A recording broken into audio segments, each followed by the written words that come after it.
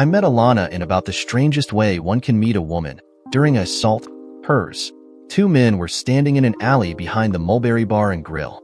"Oh, my name is Blake Ritter. I was coming out the back taking the shortcut to my car. I didn't want to have to walk all the way around the block if I didn't have to." One of the two men had a knife. I found that interesting. That night, I was still an airborne ranger on weekend leave and in uniform. I had left a couple of my buddies inside. They wanted to close the place, but I was exhausted from the long drive up from Fort Benning, Georgia, where we just completed our indoctrination training. We, all of us, were now true believers in our own invincibility. "Gentlemen, I believe the lady is tired and would prefer to be left alone," I said, addressing the nasties with more confidence than anyone had a right to feel being outnumbered and facing an armed enemy while not being so armed himself. "Screw you, soldier boy, or we're gonna be real and hospitable," said the one with the knife. He actually was half naked. His contempt for me and my uniform pissed me off. I moved toward the one who was unarmed. I wanted him on my left and slightly behind me. I had a plan. If it worked, the girl and I would both get out of this alive. If not, we'd have something to laugh about in the next life. The big one with the knife came at me. God, was I glad that I'd excelled in bayonet training. I caused him to misdirect his thrust into the belly of his confederate, who sank like the stock market. The bladist, momentarily shocked by his miscalculation, pulled his weapon free and slashed high. That's where I made my mistake. I tried to duck under it, and he laid my right eye open wide. Shit, it hurt. He pulled back and came at me again. I tried to dodge his thrust, but it was hard because of the searing pain to my eye and because the blood, which was everywhere, all but blinded me. I was able to partially avoid his thrust, but it still pierced my chest maybe 2 inches deep just to the right of my heart. He snarled, no doubt unconcerned that I did not appear concerned, which of course was an error because I was concerned as hell. He reached out and tried to grab me by my tunic, but I caught his arm, and acting on pure adrenaline rush, broke it at the elbow. His scream energized me for the briefest of moments. I disarmed him and jammed his own blade under his rib cage and twisted it. I knew he was dead. Now if only I could survive. I saw the girl move slightly just as I sagged to the asphalt. Well, at least I'd won my last battle. Funny, I didn't feel anything. I would learn later that shock was to thank for that little reality. I think I heard the sirens. Then, all was dark. I liked the dark. I needed the dark. I just needed to be left alone, and I was. The room was quiet and empty except for the monitors. They were the first evidence that I had survived. I didn't really move very much, but my eye, my remaining good eye, took in the room. I'd seen rooms like this before. It was an ICU. One of the monitors must have alerted somebody. I had company almost immediately, a nurse. She hit a button, and somebody with a mobile tray came in. He was soon followed by a doctor. For the next 20 minutes, I was examined and re-examined. They pronounced me alive. How observant of them. I was awakened by the morning shift coming in to check my vitals. They were followed by the breakfast people. Them, by the porta-potty person who cleaned me up. That was kind of fun. She was female. Finally, the cops showed up. "You Blake Carson?" said the short, stubby one. "That's the rumor," I replied. "But I don't have any evidence of it to show you at the moment." "You're a hero, Mr. Carson," said the short guy. "Yeah? Well, that's good, right?" I said. "That's good," said tall policeman. "Did the girl survive?" I asked. "Yes, as a matter of fact, she's here too, but in a different ward. She was pretty badly beat up. Some broken stuff. She asked about you. Said you took down those two pretty good. She asked to see you at some point. Wants to thank you, I guess," said stubby policeman. "Yeah, well, tell her it's not necessary. I'm not much for sentimental stuff," I said. "Okay, but she owes you more than you know. Those two guys you took down were both convicted assaulters, and one of them was a murderer. They'd have killed her for sure. They're suspects in 12 killings of hookers during the last 24 months. The DA owes you a vote of thanks too for saving him the time and money of not having to prosecute the a-holes." "They're dead then?" I said. "Yeah," said the tall policeman. "Both of them are very deceased." "Good. Couldn't have happened to a couple of more deserving a-holes," I said. The doctors were concerned about the wound to my chest. I'd lost my eye, of course. Initially, there'd been some hope that they could save it, but that came to nothing. It was the one time in my life that I could have wished to have been known as Jack. One-Eyed Jack would have been neat. Maybe I could change my name. It was about the 5th day when I had a visitor. It was a woman, 20-ish, tall, slender, nice body. She wore a smock. "Hi," she said. "Hi, can I get some more water?" I said. "I'm kinda dry." "Oh, sure," she said. "But I'm not a nurse." "I'm Alana Nelson," she said. "Oh, sorry. I thought you were a nurse." "The smock," I said. She had taken my plastic cup and was refilling it from the tap. She brought it to me. "I'm the woman whose life you saved. I had to see you to thank you. The doctor said I could have a few minutes. I'm leaving today. I've been upstairs till now." I looked at her. I didn't remember her. But then she'd been naked and messed up, and I'd been busy the last time we were in proximity to each other. "Oh, okay. Well, you're welcome. It's nothing that any white knight in hero's armor wouldn't have done," I said, making light of the situation. "You saved my life, mister. I won't forget it." I was thinking that a date with her would have been reward enough, but I squelched the thought. She was an assault victim. Really, think nothing of it. "I was there and I was lucky," I said. "I was the one that was lucky. I owe you a dinner at the very least," she said. "Please, when they let you go home, I'd like to drop by and speak with you. You know, maybe take you to lunch or dinner or whatever." "Sure," I said. "I'd like that." Looked like I was going to get my date after all. Several of my brothers in arms visited with me over the time I was laid up. They'd made a big deal out of us being rangers and invincible and helping damsels in distress. I even got a visit from Colonel Johnson. Except for the eye thing, initially, I felt pretty good. The bad news was that my injuries got me my pink slip from the military. I was down about that. I'd loved being a ranger. Plus, all of that training down the shitter. Damn, I was released 2 weeks later. Alana must have had someone on the inside cluing her because she was in the lobby waiting for me when I came down. "Hi there, soldier," she said. "Hi to you too. Nice to see you." I was thinking, if you don't have any big plans for the day, that maybe you'd like to join me. For the whole day. Lunch, dinner, talk, wine, whatever or all of it, she said. This was working out better than I'd hoped. "No, I have no plans at all. They were gonna call me a cab. Then it's settled. I'm the driver, and you're my poor man," she said, taking the helm of the wheelchair and steering me outside where she had already parked the car. I was able to walk, I informed her. It's just that the hospital staff insisted that I ride until I was outside and officially out of their hands. She nodded and kept on steering and pushing. I was thrilled to be her poor man. Finally out of the wheelchair, we walked, albeit me a trifle weakly, to her car. It felt good to feel the sun on my face, and feeling it with a pretty woman to share it made it special. "Where are we headed now?"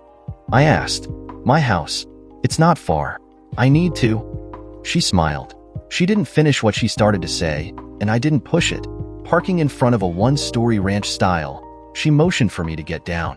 She came around to my side, took my hand and led me inside. The house was sparsely but tastefully furnished. Oddly, there was no couch or real chairs in the front room, only 3 wooden benches. I made the guess that the wood was rattan, famous in the Philippines. There were some small tables spaced around with flowers, real ones, in vases placed on them.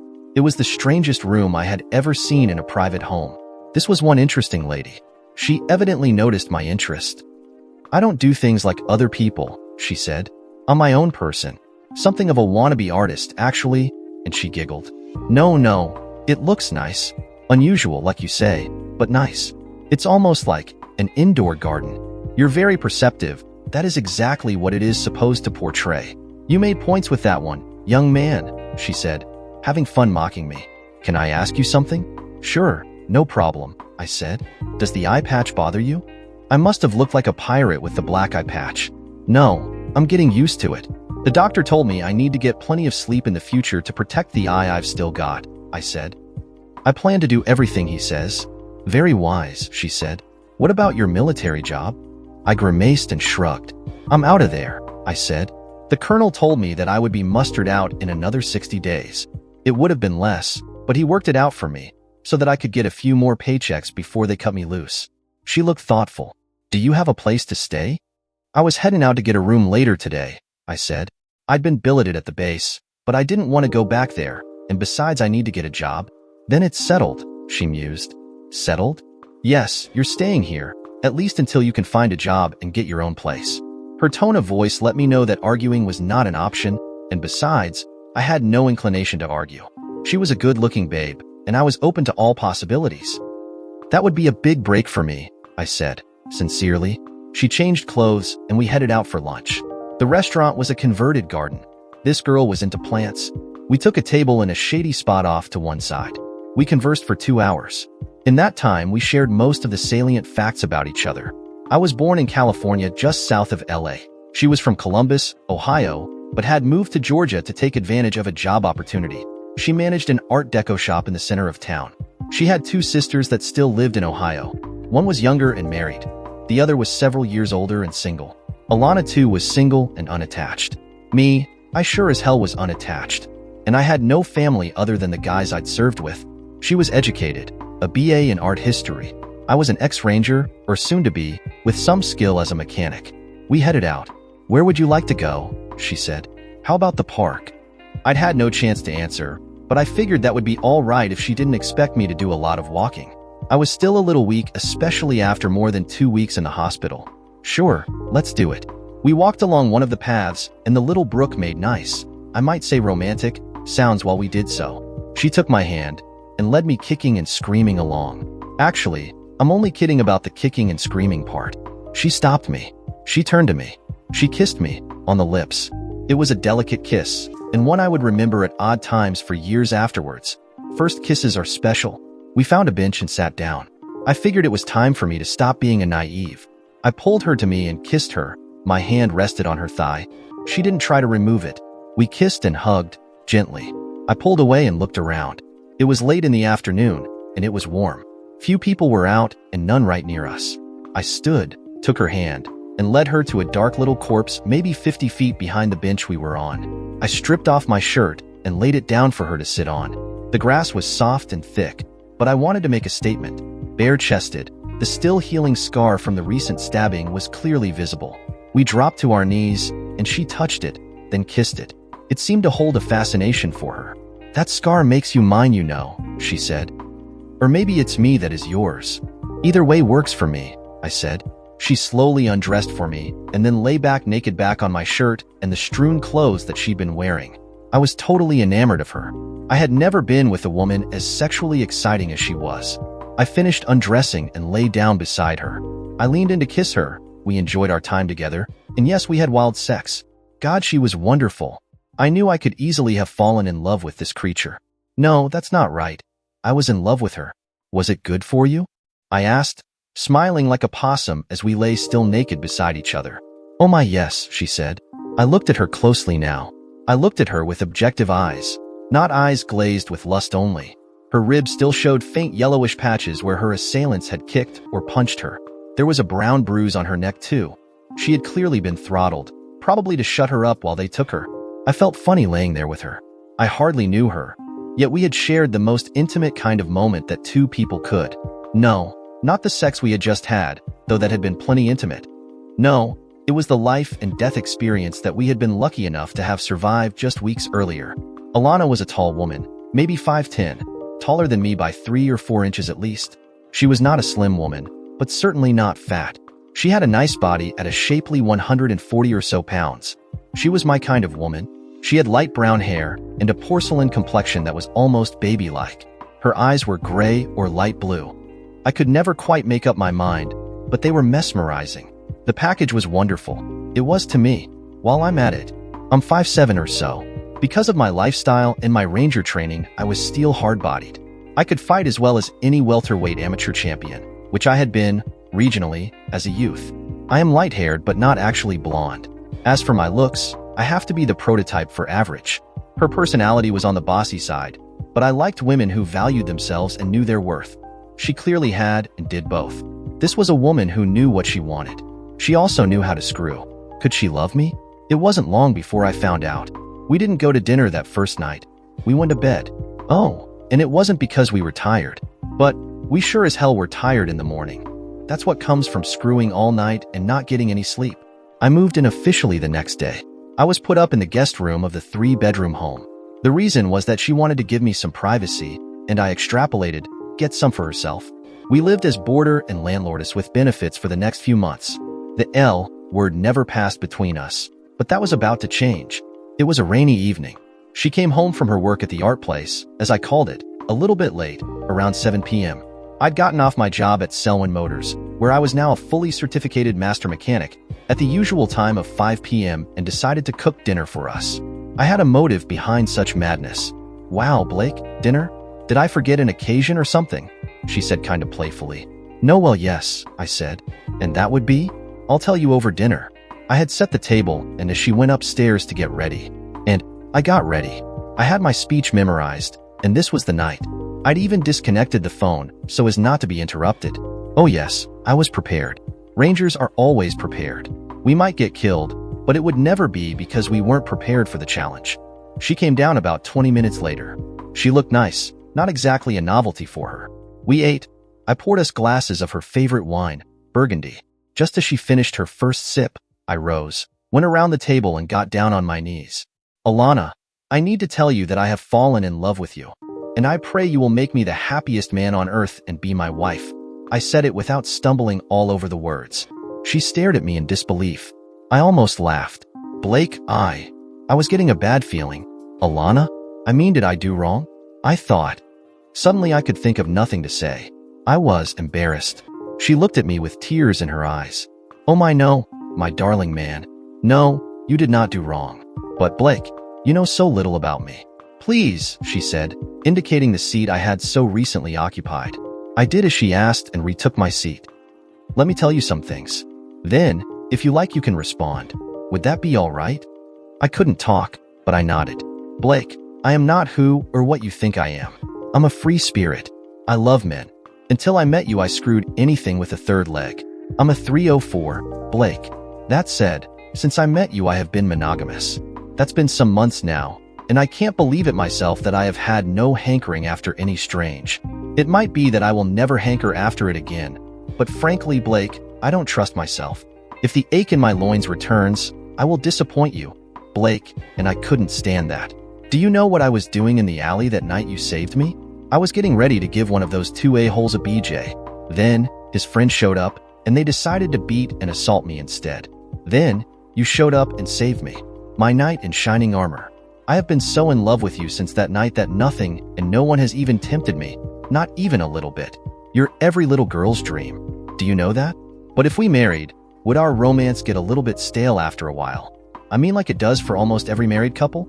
And if it did, and if I strayed, could you forgive me? Could I forgive myself for betraying the man that saved my life?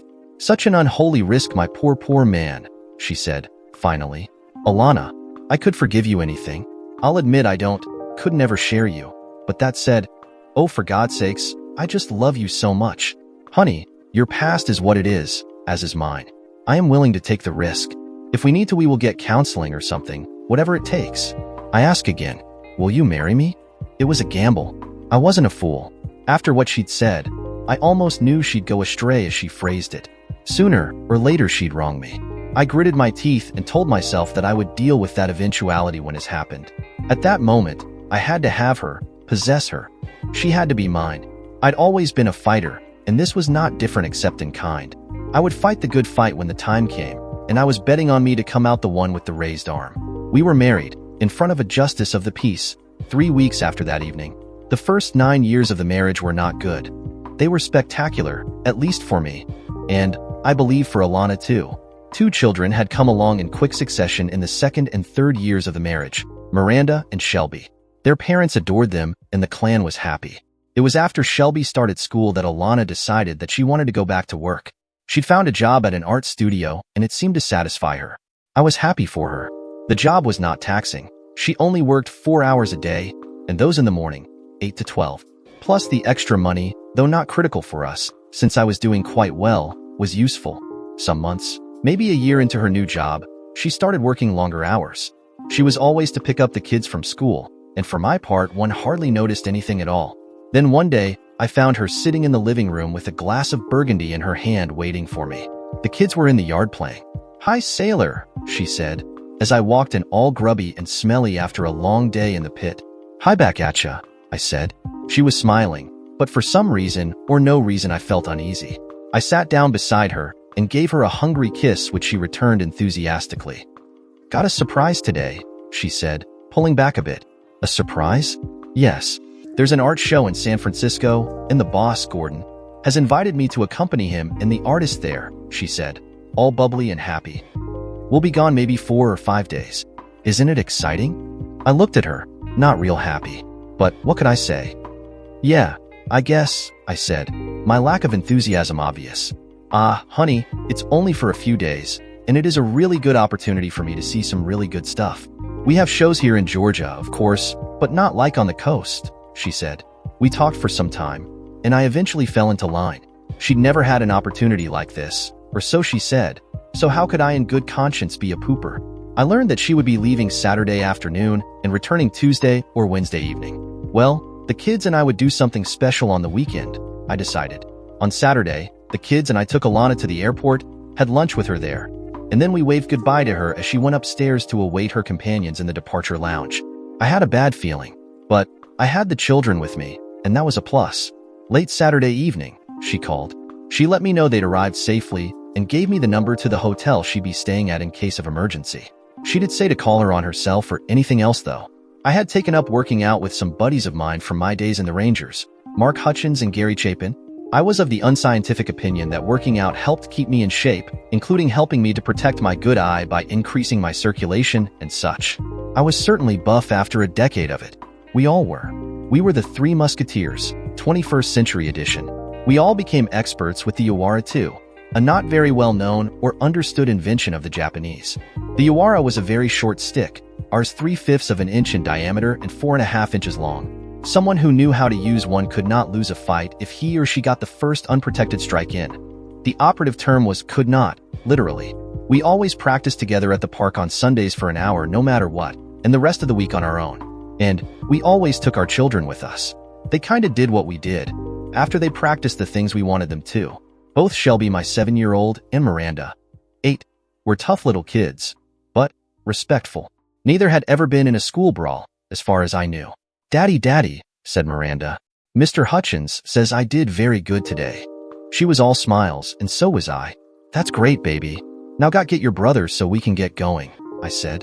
Shelby was still with Mark, and they looked like complementary shadows of each other as they repeated over and over the Shoti form. Gary, who'd finished his routine, stood near the duo and smiled broadly. His 14-year-old son Arthur was laying on the ground near Karen, Gary's 13-year-old daughter. The two of them were completely faggied out. I think they were in love too. The kids and I headed for zoo after having breakfast at the IHOP. The day was a great success, and we all hit the hay early after dinner. Alana called, at 6 o'clock, and spoke to the children then me. She sounded exhausted. Yes, honey, I'm exhausted. The elevators were out for an hour for servicing because of a small fire on the ground floor, she said. They put it out in a hurry, but I didn't want to wait, so I decided to walk up the 9 flights of stairs, she said. I laughed. I told you that you should be working out with me and the kids, making light of her plight. We talked a while. She explained what she'd seen and how wonderful it all was. Well, she was an art lover. After hanging up, the bad feeling I'd had since hearing about her trip returned with a vengeance. Then, I did something unconscionable. I called the hotel and asked about the fire in the lobby. My heart sank when they told me that I must be mistaken. There had never been a fire at that hotel. Why would she lie? Without any more evidence than that, I began to suspect that my wife was having sex while she talked to me. Hell of a thing, the human mind. Tuesday evening, the kids and I picked up my wife at the airport. Amidst the excitement that the kids exhibited, my somewhat less than thrilled greeting went unnoticed. We had sex that night. She did her best to make me happy that she was back. I guess I was, but I also had questions. Questions that I couldn't ask, not yet at any rate. The following week was normal except for 2 things on Tuesday and Thursday night respectively. Alana had to work late. She didn't get home till after 9 p.m. In all of the time she had been working, she had never been later than 6:30, ever. Add to that on both nights, she showered when she got home and pled fatigue to my overtures for sex. My eyes narrowed. I was pretty sure she was having an affair. No, I had no clear evidence, and even the lie about the hotel fire might still somehow be explained. But I was pretty sure I was right. The following Tuesday night, Mark and his wife Elizabeth, who were also neighbors, had the kids for evening. I was parked across from the art shop where my wife worked. My heart took a very bad hit that night. Mr. Gordon Crowder had his arms around my wife and was kissing her passionately while I watched the scene unfold through the window. The store was closed and the lights were out except for the security lights behind the two of them. They were clearly visible. 10 minutes later, they exited the building, got into his car, and drove off. I followed. The Pine Tree Motel does not have a restaurant, but it does have rooms. They got one together and went inside. I went home. I'd already picked up the kids and now I waited. Murder crossed my mind. But before I killed her boss, I wanted to have it out with her. And no, I had not forgotten her concern in the beginning when I had asked her to marry me. Now, I wondered how long and how many. She showed up at about 9:45. I was sitting on the couch with a cup of tea. She stopped when she saw me. Blake. Yeah, it's me, I said, and took a sip of tea. Is something wrong? She said. I don't know, you tell me. Huh. Well, we can start with, how was your night at the pine tree? Her face went white. Her shoulders sagged. You know? I didn't answer. I'm sorry, Blake. It has nothing to do with you or us. It was just sex. I warned you that I might not be able to forego sex with other men. I've tried to keep you from discovering me, but I guess I've blown it, haven't I? She said. It was the trip, wasn't it? She said. I knew that wasn't a good idea. I even thought of taking you along so you wouldn't get suspicious. But Gordon was adamant. He wanted me for the whole trip, and you would have complicated things for him. Shit, she exclaimed. What's the attraction? I asked, in a slow, methodically cold tone. He's not that big a guy. He isn't especially good looking. What was the attraction? His tool, she said, and he knows how to use it. What about us? I mean, now that I know? I knew I was testing the waters, pushing it. But I wasn't sure that I cared anymore, not after finding out what I had found out.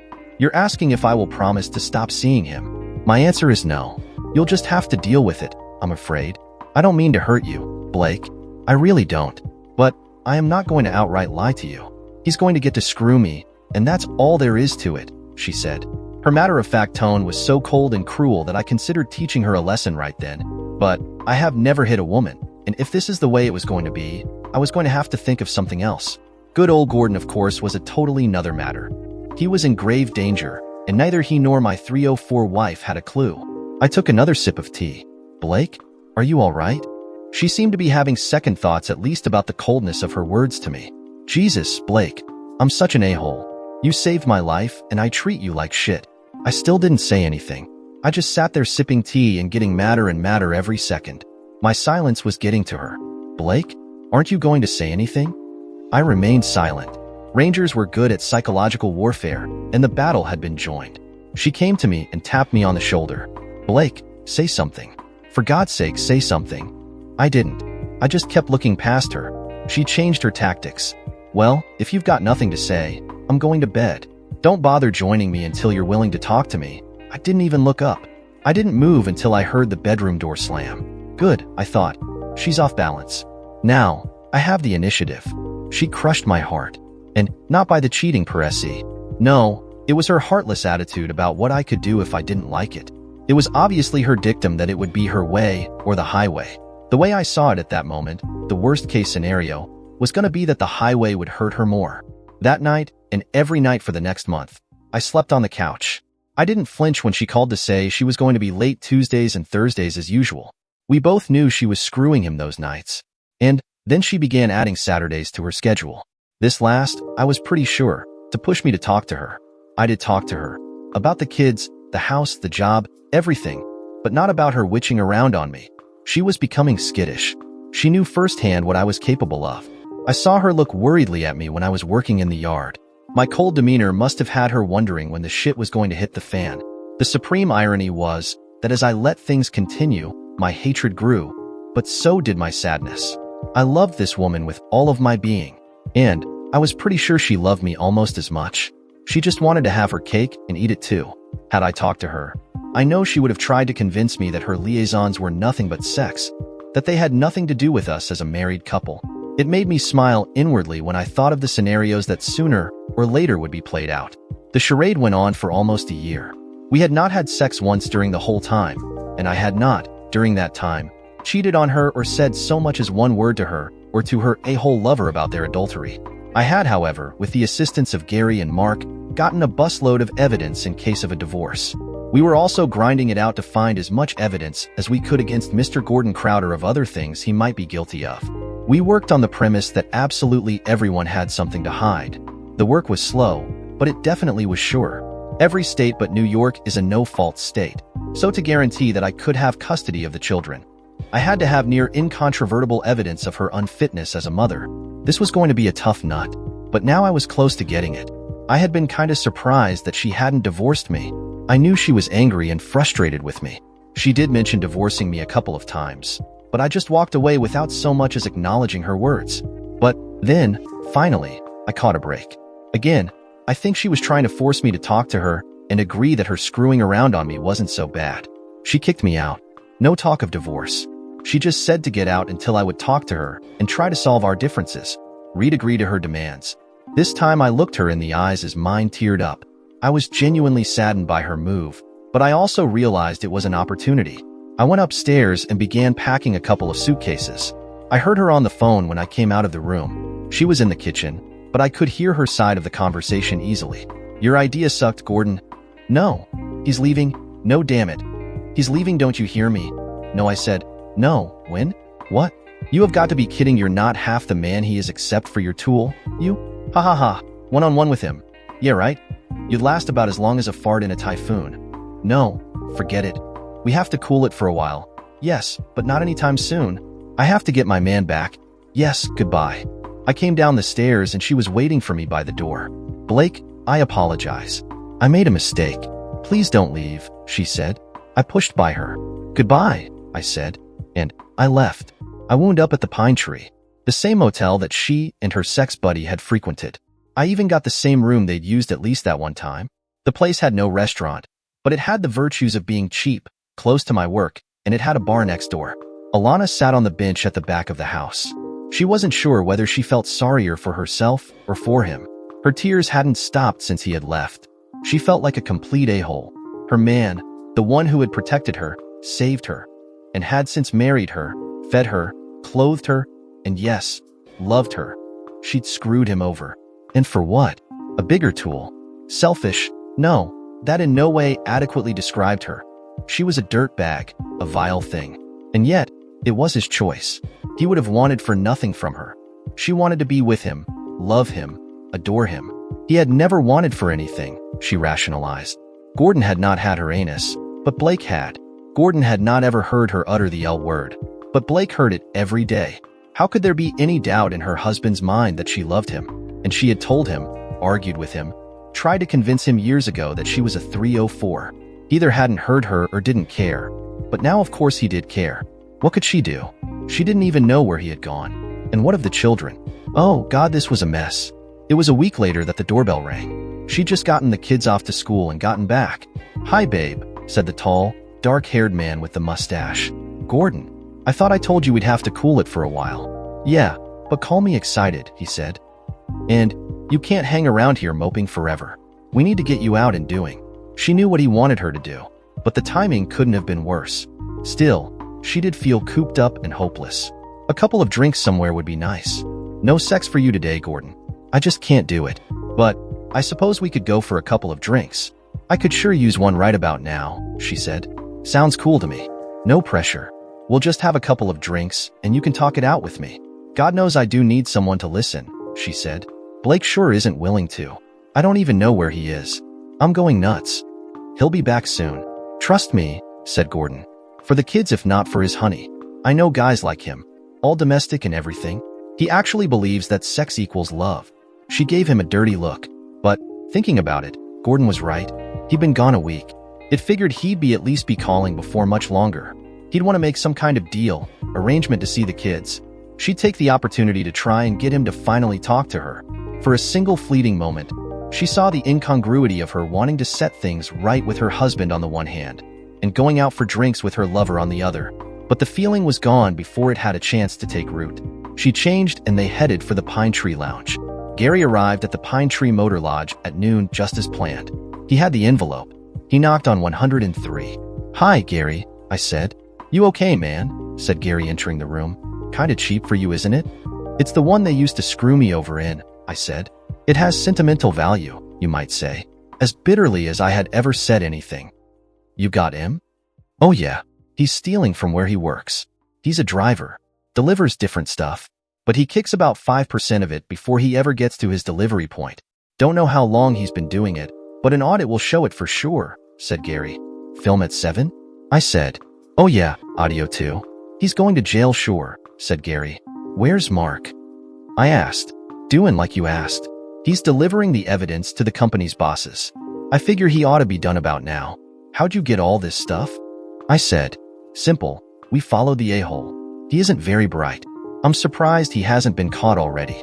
The guy's a real moron. Gotta be borderline retarded. And I'm not sure about the borderline part, said Gary. Blake, what are you gonna do? Mark and I are worried about ya, man. You need to stop being holed up here and get out some. You even seen your kids, man, he said. No, I ain't seen him since I left a week ago. I do miss him, I said. I guess I'm gonna have to go back. I hate to show up there, but I can't stay away from my babies too long, or she might turn him against me. Nah, I ain't seeing that, said Gary. I know you ain't gonna want to be hearing it, but I known babes like Alana before, lots of them. They love their husbands right enough. They just don't see the harm in a little strange on the side. No man, she loves you. Problem is she just doesn't see what's right. Alana's smart in some ways, but not in others. When it comes to sex, she's a moron, said Gary, with finality. Yeah, well that's the problem, ain't it? My problem is, how do I fix it? And, do I even want to now she's screwed me over? I said, anyway, I think it's time for a drink. What do you say? There's a bar next door. The two men were seated at the bar. When they came in, Jesus, said Gary. Huh? Blake, buddy, said Gary, holding his friend's gaze. I want you to look me right in the eyes. What do you see there? Huh? What are you talking about? I said. Blake, take a deep breath and be cool. Your wife just walked in with her boyfriend, said Gary. He grabbed my arm, making it difficult for me to swivel around. But straining, I looked over my shoulder and saw her. Her and her lover boy. She didn't see me right away, and then she did. Alana's hand shot up and covered her mouth. Even so, I could make out the words she was mouthing behind it. Oh my God, no, she silently cried. The a-hole looked where she was looking and a smile crept over his face. My face, on the other hand, darkened. I stared with dead eyes at them. Alana reached out toward me with her arm. I sneered. Screw you, I said so softly that she had to read my lips to understand me. Then I looked over at him and pointed at him. He just spread his feet and crossed his arms in an I dare you pose that almost got him killed. He just didn't know it. Gary was looking down at the floor. I was a mix of emotions. I was humiliated. The boyfriend was May's 6 foot and I was 5'6". My wife was considerably taller than me, especially in high heels. She was wearing heels now. The picture was not flattering to me. The one thing I was sure of was that after his legs were broken, Mr. Gordon 10-inch was going to be a lot closer to the ground than was the case at the moment. Gary saw it coming and grabbed me hard and tight. No, the scumsucker is going to jail. Bide your time, said Gary. I looked at him, the wisdom of his words finally registering. I nodded. I pointed to the a-hole again. He just smirked. Oh, how I wanted him right then. Instead, I had to slink out like a cur dog with my tail between my legs. God, it was embarrassing, humiliating. Alana had watched the tableau, and I thought she might have been crying. But, at that moment, I hated the mother of my children, and that scared me. I was very close to killing them both. And while the a-hole didn't realize it, I think my wife did. I walked out of the bar without looking back. Getting to my car, I fumbled with my keys. I dropped them. Leaning down to pick them up, I heard her. Blake, my God, I'm sorry, she said. I am so sorry. But, Blake, we weren't doing anything, nor were we going to. He was just buying me a drink because I was so upset and sad about you leaving. I turned and looked at her. You kicked my butt out. So what's your problem? I did not. Well, I did, but I took it back. I apologized for being too something. Try cruel and unyielding, I said.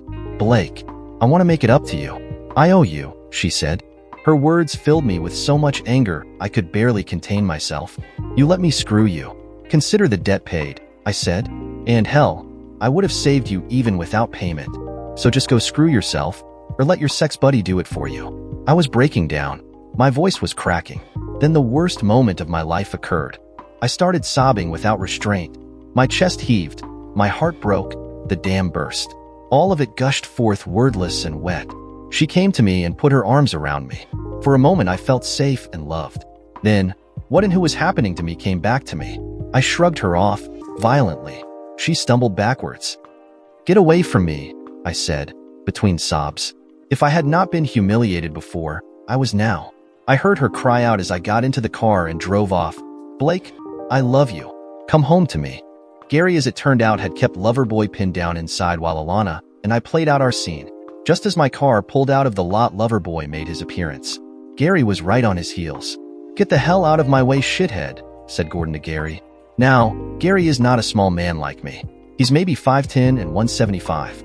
Again, not small, but not as big as Loverboy. But he held his temper. You have no idea how close you came to leaving this vale of tears, shithead. You really ought to memorize the act of contrition for future reference, said Gary. Alana had a thought. She knew Gary well. He was always at our family dues, and so was his wife. She came over to him. Gary, please. I screwed up. Tell him I love him. He won't listen to me. Tell him at the very least he must come home to see his babies, she said. I'll tell him, said Gary. But you better get a hole there out of town. Blake is real angry. And thanks to you, he's also hurt, Alana. Hurt real bad. You tell that chicken. Gordon started to say. Gary reached back and slapped him so hard that Gordon spun around and nearly fell to the ground, barely righting himself at the last second. Say anything about my butt again, and you're going to make me disappoint him, said Gary. Huh, said the a-hole. Yeah, because I'm going to kill you myself. Gary turned and left to call a cab for himself since his ride had cut country. I got a visit from a slightly miffed Gary that very afternoon. I'd forgotten that he had no car. I'd abandoned him there to face the Adultery Is Us club by his lonesome. I apologized. I wasn't thinking, not good anyway. I chuckled at the story of him handling good old Gordon. But, on the more serious side, Alana had made her point too. I did have to see the babies. If it meant showing up like some chicken cuck boy without choices, then so be it. Sooner or later I knew I'd have to come to terms with my wife. It looked like it was going to be sooner. I arrived at the house the next day at 5 o'clock. Daddy, daddy, daddy, screamed the kids.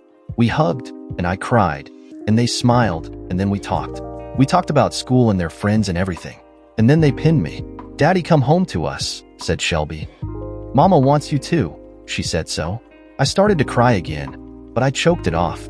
Jesus, I was becoming such a naive. Ah, said Miranda. It's true, Daddy. Alana came into the room for the first time. She'd left us alone to that point, but whether she'd planned it or not, this was the point at which she made her entrance, and I had to believe she'd thought it out and engineered it to be to her best advantage and purpose. Daddy is coming home to us, kids, starting tonight, she pronounced. We all want you back, Blake. The kids and especially me. I looked at her. She could read my thoughts of that there was no doubt. Blake, I'm sorry for everything. Please don't disappoint us. We need and love you. We do, she said. Her tone was sincere. Her actions the previous day and before were, however, not indicative of sincerity, not the right kind at any rate. I bit the bullet and nodded. The babies were my reason. How long I'd stay was iffy. Probably till the next mistake on my wife's part. Okay, I chickened out. But any daddy in the situation I was in knows what I was feeling, even if they wouldn't agree with my actions. Alana and I would be talking it over in less than 2 hours. I talked to the kids before you came, Blake. I want you to know that. We kinda sandbagged you, but in a good way. I made sure they let you know how much they wanted you back and in their lives. I mean actively in their lives, she said. As for me, it's all I've been thinking about since you left, she said. And that little scene at the lounge. You weren't out with your sex buddy too. Well, have sex? I said. No, I wasn't, and he knew it. I'd been depressed since you left. I needed a drink, a lot of them truth told. He came by and invited me out for that reason. Then, of all of the places we might have ended up, well, you can imagine my surprise. It was doubtless not a lot unlike yours, she said. I smirked. I guess not. So here we are, and where exactly is that? I still can't get my head around what you're doing. I still am not going to tolerate it. I can't. I know what I said when we first got engaged, but that was then and this is now. So, is good old Gordon your man or I am? You can't have me and him too, not at all. Are you getting that? I'm getting it. But I have a question for you, if I may, she said. What is sex to you? Does it define us? Does it define our marriage? I thought for a second. For me, it is the sharing of the most intimate and secret of things that are us. It is a means by which we create our babies. It is a very important way that I show my love for you, my wife. I rested my case. She nodded. It is those things for me too, Blake. But those things, all of them, are part of the commitment that I give to you, and only to you. Take away that commitment and its permanence, and sex becomes that thing we did when we were teenagers and a million miles from anything really important. It becomes merely a game that kids play, a little more intimate and serious, but still only a game. The boys have a name for the game. It's called Wham Bam Thank You Ma'am. You've played it, Blake. You've told me you have. Yes, that's true. All you say is true. But there is one little thing you left out, Alana. You forgot to mention anything about the sanctity of wedding vows. Keeping those for me ends the games. It initiates a relationship of trust and true love, not puppy love or any games or any of it. It comes with something else that teenagers don't have much of, responsibility. So, I have a question for you now. Is that okay? I said, yes. Ask away. Where does my coming home now leave Gordon? Is he or any other man going to be screwing my woman? I said. The question came at an inopportune time in the conversation. She wasn't ready for it. I guess he's history, she said. Does he know that? Am I going to be walking in on phone calls? Am I going to be driving by a motel sometime and notice your car parked next to his? Do not lie to me, Alana, and tell me now. Honestly, we haven't talked since yesterday at the pine tree, so no, he doesn't know that. I told him then that we'd have to cool it for a while. I knew you were hurt, and I knew my job would be to salve that hurt. And yes, I know what you're going to say. Cooling it for a while is not making him history. Well, that was then and this is now, as you say. I am not giving you up. So as of this moment, he's history, she said. She surprised me. She got up and went into the kitchen. She came back with the carry phone. She dialed. Yeah, it's me.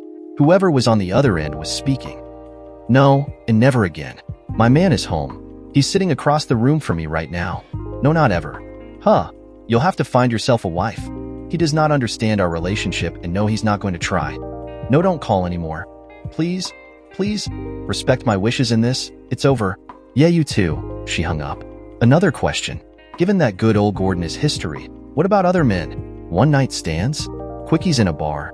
Any of it? I said, I'm gonna say never again, Blake. And I'm gonna try. But you have to help me. I'm a habitual, a born 304. You are really going to have to help me? She had more to say, but she was finding it hard. In my heart of hearts, I knew she couldn't keep her resolve. Oh, I was sure she meant to, but I was almost certain it was beyond her. Well, for now it was going to be one for the kids. I was at work the day after our sit-down and my move back into the house. On the weekend, Saturday, Mark and Gary both came by with their wives and kids and we had a barbecue. It was a good time. Nothing more was heard from good old Gordon. Alana quit her job at the art shop and took a full-time job at an art supply house. The hourly pay was better too. I was feeling pretty good, safer. Every once in a while I thought I detected a wistful look from Alana, but I was also willing to admit to a certain touch of paranoia, so maybe not. I was having lunch about a mile from work at the behest of my part at the shop, Roger Cord. The restaurant was one of those that had almost black windows, the kind you usually see on cars. You can see out, but not in. We were seated next to the window. We were about half done eating when a beautiful woman walked down the sidewalk and was met by a man immediately outside the window from our booth. Had the window not been there, we could have reached out and touched them. They embraced and kissed. The woman was tall and athletic, maybe mid-30s. The man was very tall, I'd guess 6'6" and maybe 280. Looked like he could have been a defensive end for somebody. I smiled. She sure is a looker, said. Roger, I wouldn't mind getting a piece of that. I smiled. Want me to fix you up? I said. He laughed. You know her? Yeah, I do, I said. She's my wife. She'll do anybody. We'll be divorced soon, so if you want, I'll ask her for you. Roger spewed a swallow of Coke all over the table. Jesus, Blake, that's not funny. Maybe not, but it is my wife, I said. I was facing the entrance when the couple entered. They were halfway to our table when she saw me. She also saw that I'd had a clear view of what had happened on the sidewalk outside. Oh my God, Blake. Yeah, it's me, I said. You and I have to stop meeting this way. The man gave me a menacing look. He was twice my size, literally, and his contempt for me was palpable. You know this shrimp? He said, turning to Alana. She just looked horror-stricken. I got up from the booth, threw a 20 down and started to walk out. The big guy grabbed me by the arm. I guess he wanted to impress his date. I turned and rolled his arm under my arm and snapped it. I broke it at the elbow. He dropped screaming to the floor. I turned to Alana. You always date these big guys. Ain't I big enough for you? Hell, I guess not, I said, answering my own question. Blake, we've got to talk. It's not what you think. We could hear sirens in the distance. The place was crawling with cops before I could even get out the door. They cuffed me, but after interviewing a few witnesses, including Roger, they let me go. A paramedic unit attended to Son of Kong, and we left. Alana shadowed me all the way to my truck. Blake, we have to talk. It's not what you're thinking, she said. I couldn't believe she'd actually said that. For the moment, I was amused. Later, I would undoubtedly break down. But for the moment, the humor of the situation was dominant. And the scene of the sidewalk? I said. She just stared and said nothing. Roger and I left. I moved out as soon as I got home that evening. Alana didn't fight me. I guess she knew that the jig was up. She couldn't or wouldn't end her habits, and I definitely would not put up with it anymore. I was amused when she told me that the guy I dropped had been coming on to her at the supermarket off and on for weeks, but she had always put him off. Finally, on the one day that I decided to have lunch away from work, she had decided to let him screw her. They were heading for a motel right after lunch. That they decided to have lunch where I was having lunch was a fluke. Some god was either looking after me or mad at her. Neither of us was sure which, but the marriage was over. You hurt him pretty bad, said Alana. He was too big to play with. I had to drop him, I said. His bad luck? Well, he'll be eating left-handed for a while, she said. Blake, I'm sorry. I am who I am, and I guess I always will be. All I can say is I'm sorry. I won't fight the divorce. And we'll share the kids, she said. I just nodded. I was mad and relieved and sad and everything. It had been a long road, and we'd reached its end. I did talk to the children, said I needed to get a place of my own, and that they would be able to visit anytime and all of the time. They didn't like it, but they gave me tacit approval when I told them I was going to take them to the movies on Saturday and be doing other stuff every week. This time I met Gary and Mark and Roger, my bud from work, at the Pine Tree. It had become kinda our place to hang out. I kept looking at the door half expecting to see Alana and some new man, or maybe even Gordon come through it. But this time it was not happening. A week after I moved out, Gordon was arrested. I'd almost forgotten about good old Gordy, but he ate the shit big time. If he was shocked, Alana was even more so. She attended his trial and kinda held his spear as he went down for a nickel. I learned later that she visited him in jail. It was a maudlin scene. I think that they were actually falling in love with each other. All of that stuff she'd handed me about him not meaning anything to her went by the boards, I guess. Maybe she needed someone who understood her special needs. Someone like her. I suppose the good news was that she didn't blame me. She knew I'd engineered it, but I wasn't the one who was selling stolen goods. They'd actually caught him putting goods in the back of some guy's pickup. Our divorce was peaceful and final in 6 months. Irreconcilable differences. The kids stayed at the house with Alana. I did get her absolute promise that no man would ever cross that threshold, and I was there every Saturday to see my babies. Alana, I will keep to this divorce agreement honorably.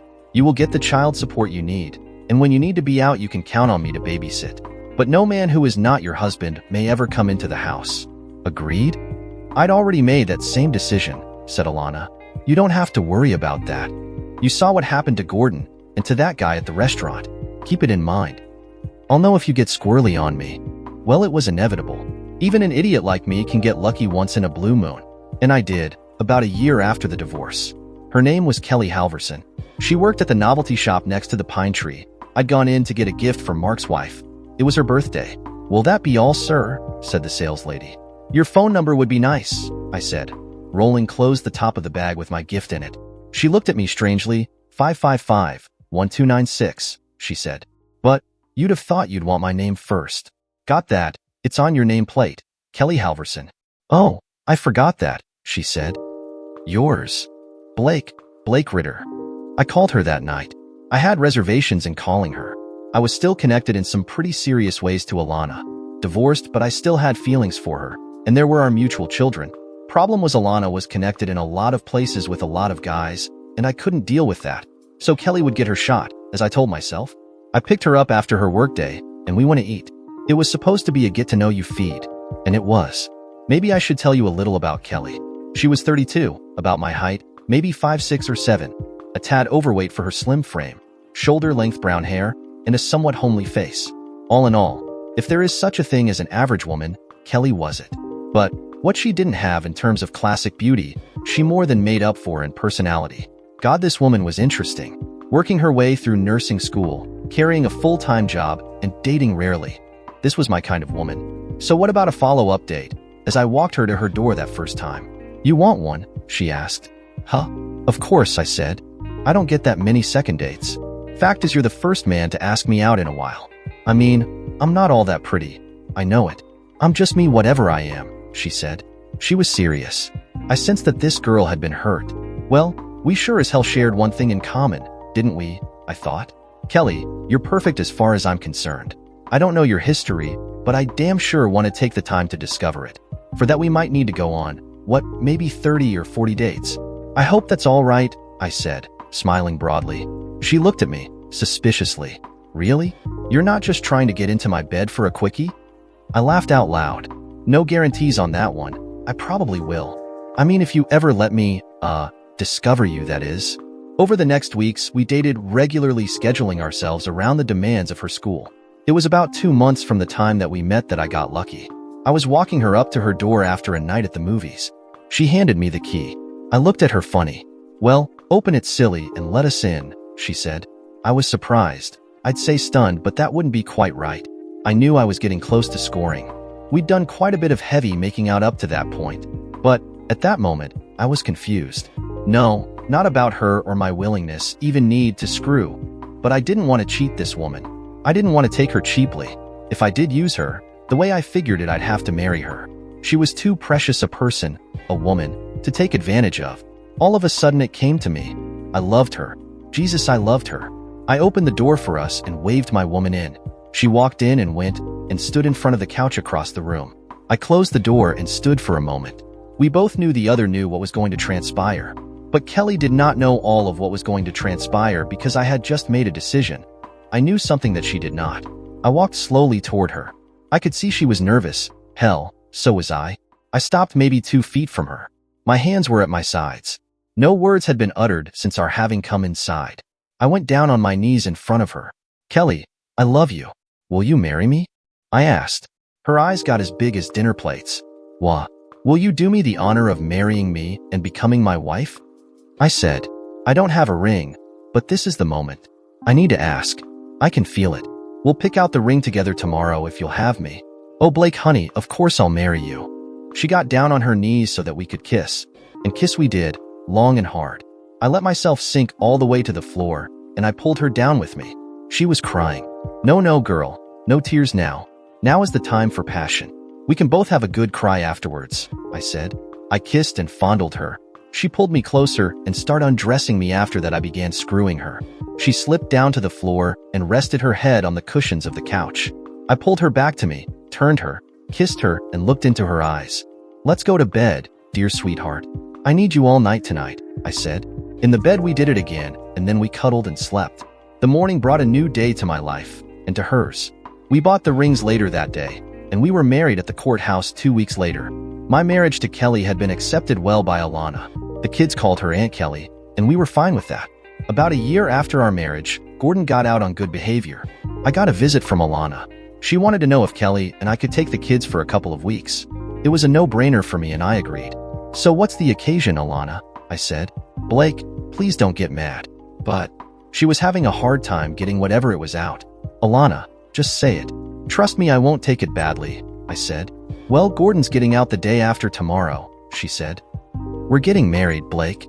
My look must have confused her. I knew she'd been seeing him in prison almost monthly. She told me as much whenever we visited or picked up the kids. But marry him? I don't know why I should have been surprised, but I was. I see. Alana, I've got no problem with you and him getting hitched. But, Blake, he will not come between you and the kids, I promise. He and I have talked about it. We'll get along just as we have been. It'll just be that we will be adding one more person to the barbecues, she said. He knows we did wrong, and that it's time to get on with our lives. Okay. I nodded. Okay, I said. Just then Kelly came in. We're gonna have the kids for a couple of weeks, babe, I said. Alana's getting married. She smiled. It was going to be an interesting future for damn sure. Dear listeners, please share your thoughts in the comments section below, and don't forget to like, share, and subscribe.